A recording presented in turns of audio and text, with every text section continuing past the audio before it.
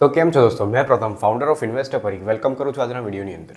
આજના વિડીયોમાં છે ને ઓટોમોબાઈલ સેક્ટરની બે દિગ્ગજ કંપની ટાટા મોટર અને મારુતિ સુઝુકી આ બંનેની વચ્ચે છે ને આપણે કમ્પેરેટિવ એનાલિસિસ કરવાના છે અને ડિટેલમાં આજના વિડીયોમાં આપણે જોવાના છે કે આ જે બે કંપની છે એમાંથી કઈ કંપની અત્યારે બેટર પરફોર્મન્સ કરી રહી છે. હવે આની અંદર આપણે શું કરીશું, આની અંદર છે ને આ જે બે કંપનીના સ્ટોક છે ને એની ઉપર છે ને આપણે કમ્પેરિઝન કરીશું. સૌથી પહેલાં આપણે જોઈશું કે આ જે કંપની છે એ બંનેમાંથી કઈ કંપનીના રેશિયો સારા છે. એના પછી આપણે જોઈશું કે પ્રોફિટેબિલિટીના મામલામાં આ બંનેમાંથી કઈ કંપની સારી છે. અને લાસ્ટમાં છે ને આપણે શેર હોલ્ડિંગ પેટર્નનું કમ્પેરિઝન કરીશું અને ત્યાં બી જોઈશું કે આ જે બે કંપની છે એમાંથી કઈ કંપનીનું શેર હોલ્ડિંગ પેટર્ન સારું છે. અને એટ ધી એન્ડ આ જે કંપનીઝ છે ને આ જે કંપનીના સ્ટોક છે ને એની ઉપર છે ને આપણે ટેકનિકલ એનાલિસિસ બી કરીશું અને શીખીશું કે આ જે બે કંપની છે એમાંથી કઈ કંપનીનું ટેકનિકલ એનાલિસિસ શું વસ્તુ કહે છે. તો થોડોક પણ ટાઈમ વેસ્ટ કર્યા વગર આ જે વિડીયો છે ને એને આપણે સ્ટાર્ટ કરીએ અને આ જે એનાલિસિસ છે એની આપણે શરૂઆત કરીએ. તો હવે સૌથી પહેલાં છે ને આપણે રેશિયો એનાલિસિસ કરીશું. ટાટા મોટરની જે માર્કેટ કેપ છે ને એ 4,20,240 કરોડ છે અને મારુતિ સુઝુકીની આપણે જોઈએ ને તો એ 4,20,000 કરોડની આજુબાજુ આપણને દેખાય છે. એટલે કંઈ બહુ વધારે ફરક નથી, ખાલી 240 કરોડનો ફરક આપણને દેખાય છે. અહીંયા આપણે પ્રોફિટેબિલિટી વાઇઝ જોઈએ ને તો અહીંયા જે ટાટા મોટરનું ઓપરેટિંગ પ્રોફિટ માર્જિન છે ને એ 13.6% છે અને આપણે મારુતિ સુઝુકીનું જોઈએ તો એ અહીંયા 13.8% છે. એટલે અહીંયા પણ આપણને કોઈ વધારે ફરક દેખાતો નથી. અહીંયા આપણે પ્રોફિટ ગ્રોથની વાત કરીએ તો જે ટાટા મોટરની પ્રોફિટ ગ્રોથ છે ને એ 1266% વધી છે અને મારુતિ સુઝુકીની આપણે જોઈએ ને તો એ 50.8% વધી છે. હવે આ જે 50.8% છે ને એને પણ છે ને આપણે ઓછું નહીં ગણવાનું. આ તો ખાલી આપણે ટાટા મોટરની 1266% દેખાય ને એટલે આપણને એવું લાગતું હશે કે ભાઈ આ મારુતિ સુઝુકીની ઓછી છે, પણ આ 50% બી ગ્રોથ છે ને બહુ સારી કહેવાતી હોય છે. અહીંયા આપણે સેલ્સ ગ્રોથની વાત કરીએ તો એ 26%થી વધી છે ટાટા મોટરની અંદર. મારુતિ સુઝુકીની વાત કરીએ તો એની જે સેલ્સ ગ્રોથ છે એ 17%થી વધી છે. અહીંયા આપણે રિટર્ન ઓન ઇક્વિટી જોઈએ ને તો ટાટા મોટરે 49% રિટર્ન ઓન ઇક્વિટી આપ્યું છે. મારુતિ સુઝુકીની આપણે વાત કરીએ તો આનું જે ROE છે એ 18% આપણને દેખાય છે. રિટર્ન ઓન ઇન્વેસ્ટમેન્ટ કેપિટલની વાત કરીએ ને એટલે કે જે કંપની પોતાના પૈસા બિઝનેસની અંદર નાખે છે ત્યાંથી કેટલા પૈસા કમાવે છે તો એ અહીંયા ટાટા મોટરનું આપણે 28% દેખાય છે. અને મારુતિ સુઝુકીનું રિટર્ન ઓન ઇન્વેસ્ટમેન્ટ કેપિટલ અહીંયા આપણને 54% દેખાય છે. હવે જે પ્રોફિટેબિલિટી રેશિયો હતા ને એ તો આપણે જોઈ લીધા. હવે આપણે એ જોઈએ કે આ જે કંપની છે આ બંને કંપનીના જે વેલ્યુએશન રેશિયો છે એનું એનાલિસિસ શું કહે છે. તો ટાટા મોટરનો જે ઇન્ડસ્ટ્રી પી છે ને, હવે ઇન્ડસ્ટ્રી પી છે ને બંને કંપનીનો સરખો જ રહેશે કારણ કે બંને કંપની એક જ ઇન્ડસ્ટ્રીમાંથી બિલોંગ કરે છે. તો અહીંયા જે ઇન્ડસ્ટ્રી પી છે એ આપણે 30 એવરેજ પકડીને ચાલ્યો છે. તો અહીંયા આપણે પી રેશિયોની વાત કરીએ તો ટાટા મોટરનો જે પી છે એ આપણને અહીંયા 13 બતાવે છે અને મારુતિ સુઝુકીનો જે પી છે ને એ અહીંયા 28 આપણને બતાવે છે. એટલે પી રેશિયો વાઇઝ જોવા જઈએ ને તો ટાટા મોટર જે કંપની છે એ મારુતિ સુઝુકી કરતાં છે ને થોડી ઘણી સસ્તી મળી રહી છે. અહીંયા આપણે ડેટ ટુ ઇક્વિટી રેશિયો જોઈએ ને તો એ ટાટા મોટરનો 1 કરતાં વધારે છે. એનો મતલબ છે કે જે ટાટા મોટરની ઇક્વિટી છે ને જેને IPOમાંથી પૈસા પબ્લિક પાસેથી ઉઠાયા હતા એના કરતાં જે ટાટા મોટરનું ડેટ છે ને એ વધારે છે. મારુતિ સુઝુકીનું આપણે જોઈએ ને તો એ જે ડેટ ટુ ઇક્વિટી રેશિયો છે એ ઓલમોસ્ટ 0 બતાવે છે. એનો મતલબ છે કે આ જે મારુતિ સુઝુકી કંપની છે ને એની ઉપર ₹1 છે ને ડેટ નથી. હવે એની પછીનો રેશિયો આપણે જોઈએ તો એ છે ઇન્ટરેસ્ટ કવરેજ રેશિયો. અહીંયા જે ટાટા મોટરનો ઇન્ટરેસ્ટ કવરેજ રેશિયો છે ને એ આપણે 4ની આજુબાજુ દેખાય છે, 3.90 છે પણ આપણે 4ની આજુબાજુ કન્સિડર કરીને ચાલીએ. અને મારુતિ સુઝુકીનો જે રેશિયો છે એ અહીંયા આપણે છે ને 93 બતાવે છે. તો અહીંયા જે ટાટા મોટર કંપની છે ને એ પણ ઇઝીલી પોતાનું જે ડેટ છે એનું જે ઇન્ટરેસ્ટ હોય ને એ બેંકને ચૂકવી શકે છે. અને મારુતિ સુઝુકી કંપની પર તો ડેટ જ નહીં તો કરજાનો તો સવાલ જ નહીં ઉઠતો. હવે એના પછી જે રેશિયો છે ને એ છે PEG રેશિયો, જે અહીંયા આપણે ટાટા મોટરની અંદર 0.14 દેખાય છે. મારુતિ સુઝુકીની વાત કરીએ ને તો એ અહીંયા આપણને 1.61ની આજુબાજુ દેખાય છે. તો હવે રેશિયો એનાલિસિસ તો આપણે કરી લીધું. હવે જે એનાલિસિસ આપણે કરવાના છે ને એ છે આ લોકોનું જે નેટ પ્રોફિટ છે એ યર ઓન યર કેટલું વધી રહ્યું છે ને એની ઉપર હવે આપણે ફોકસ કરીએ. હવે અહીંયા તમે ટાટા મોટરનું જુઓ 2022 સુધી આ જે કંપની છે ને એ લોસની અંદર જ ચાલતી હતી.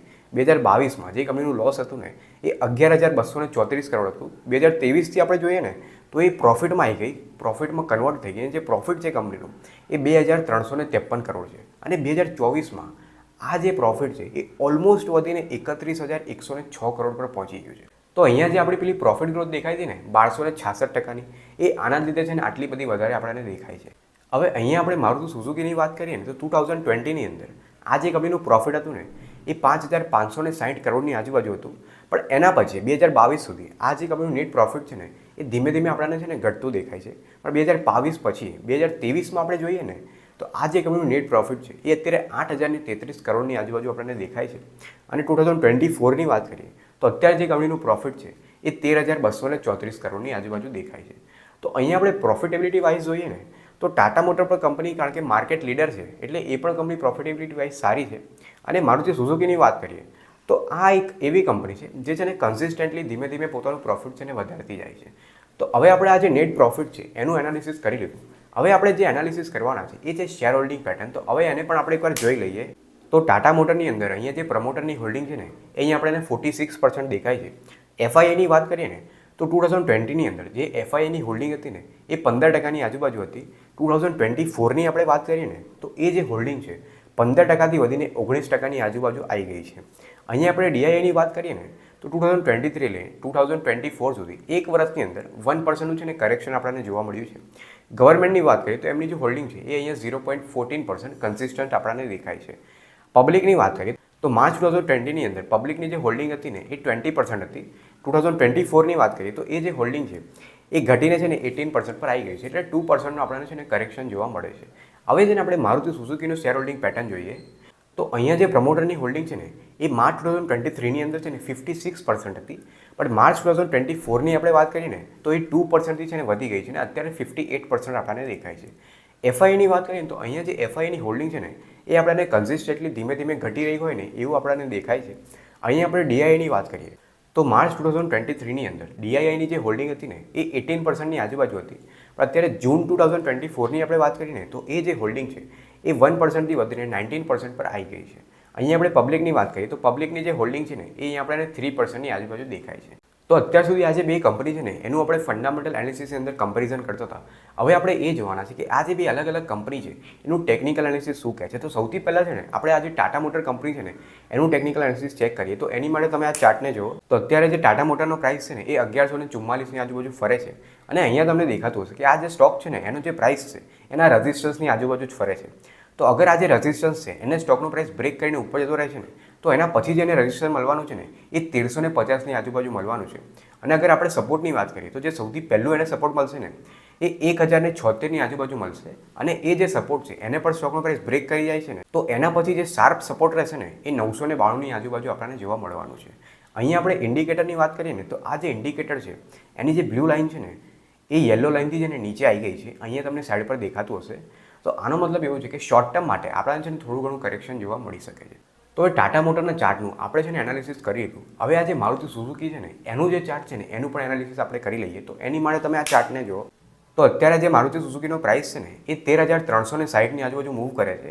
અને અહીંયા પણ તમને દેખાતું હશે કે આ જે સ્ટોકનો પ્રાઇસ છે ને એના રેઝિસ્ટન્સની આજુબાજુ મૂવ કરે છે. તો અગર આ જે રેઝિસ્ટન્સ છે એને સ્ટોકનો પ્રાઇસ બ્રેક કરી દે ને તો એના પછી જે બીજું રેઝિસ્ટન્સ રહેવાનું છે ને એ 14,250ની આજુબાજુ રહેવાનું છે. અને એ જે રેઝિસ્ટન્સ છે એને પણ સ્ટોકનો પ્રાઇસ બ્રેક કરી દે ને તો એના પછી જે રેઝિસ્ટન્સ રહેવાનું છે ને એ 15,900ની આજુબાજુ રહેવાનું છે. અને અહીંયા આપણે માની લઈએ કે આ જે સ્ટોકનો પ્રાઇસ છે એના રેઝિસ્ટન્સને ટચ કરીને નીચે આવી જાય છે તો એને જે સૌથી પહેલું સપોર્ટ મળવાનું છે ને એ 12,590ની આજુબાજુ મળવાનું છે. અને એ જે સપોર્ટ છે એને પણ સ્ટોકનો પ્રાઇસ બ્રેક કરીને નીચે આવી જાય છે તો એના પછી જેને હાર્ડ સપોર્ટ મળવાનું છે ને એ મળવાનું છે 11,446ની આજુબાજુ. અને અહીંયા આપણે ઇન્ડિકેટરની વાત કરીએ ને તો આ જે ઇન્ડિકેટરની બ્લુ લાઇન છે એ યલો લાઇનથી ઉપર જ છે. તો આનો મતલબ છે કે આ જે ઇન્ડિકેટર છે એવું સજેસ્ટ કરે છે કે આ જે સ્ટોકનો પ્રાઇસ છે ને એ ઉપર તરફ જઈ શકે છે. પણ અહીંયા હું તમને મારા એક્સપિરિયન્સથી કહું ને તો આ જેટલા પણ ટેકનિકલ એનાલિસિસ હોય ને એ છે ને ખાલી 40% જ એક્યુરેસી આપતા હોય. તો આંખો બંધ કરીને છે ને આમાં આપણે વિશ્વાસ નહીં કરવાનો. કોઈ પણ સ્ટોકમાં આપણે ઇન્વેસ્ટમેન્ટ કરવું હોય ને તો એ ઇન્વેસ્ટમેન્ટ કરતાં પહેલાં આપણે છે ને એનું ફંડામેન્ટલ બી જોવાનું, ટેકનિકલ બી જોવાનું, એની ઇન્ડસ્ટ્રીની અત્યારે શું ચાલે છે એ પણ જોવાનું, અને અત્યારે ઇકોનોમીની અંદર શું ચાલે છે ને એ પણ છે ને આપણે જોવાનું હોય છે. તો અગર આ બધી વસ્તુ તમારે શીખવી છે ને તો એ મને છે ને નીચે કમેન્ટ કરીને બતાવજો. પણ અગર આજનું એનાલિસિસ તમને ગમ્યું હોય ને તો વિડીયોને છે ને લાઇક કરી દેજો. અને વિડીયો અગર અત્યાર સુધી જોયો હોય ને તો ચેનલને સબસ્ક્રાઈબ કરવાનું ભૂલતા નહીં.